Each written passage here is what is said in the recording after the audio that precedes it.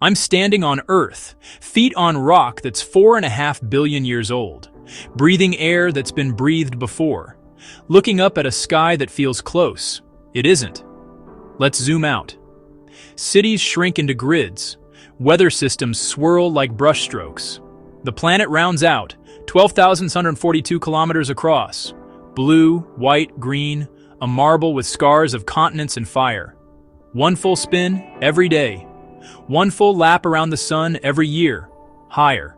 Past jets and balloons. Past the orbit where satellites whisper data. LEO. MEO. Geosynchronous at 35,786 kilometers, where a satellite can hover over one point like it's nailed to the sky. Night lights thread the continents. Day eats night at the Terminator line. Farther, the moon appears at a real, lonely distance, 384,400 kilometers. You could fit every planet between Earth and Moon and still have room to breathe. Radio signals take a little more than a second to get there. Your words have to time travel. Back off. Earth-Moon becomes a double bead circling our star. The Sun rules a system. Mercury, Venus, Earth, Mars. At one astronomical unit, 150 million kilometers, the Sun looks friendly. But keep sliding out. The asteroid belt is not a crowded freeway.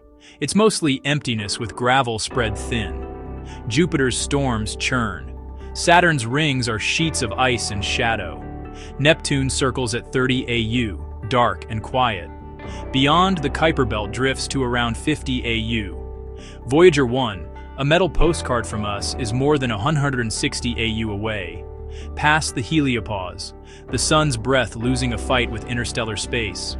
The Oort cloud, if you could see it, would be a shell of frozen comets stretching maybe 100,000 AU. That's about 1.5 light years. Our nearest star, Proxima Centauri, is still more than 4 light years out. Zoom. Stars stop being pinpricks and become locations. We live in the Orion Arm, about 26,000 light years from the center of the Milky Way.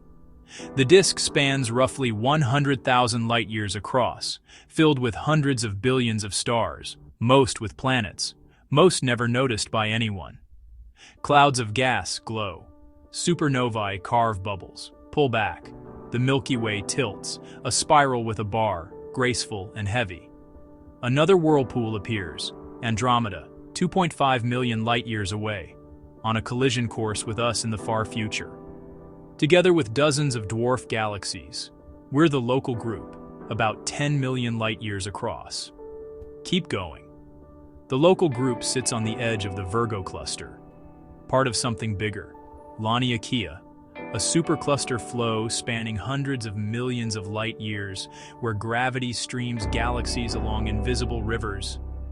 Filaments stitch the cosmic web. Voids are vast, honest nothing. Now the biggest frame we can have? The observable universe. A sphere with a radius of about 46.5 billion light years. Not because we can go that far, but because light had time to reach us from there since the Big Bang. Beyond it, more universe, unobservable for now. So where are you in all this? Right here, alive on a wet rock at the right distance from a typical star in a quiet arm of a common galaxy. Small? Yes, but not insignificant, because meaning scales differently. In a universe this large, the rarest thing is your exact moment, your exact perspective. And that's something only you can observe.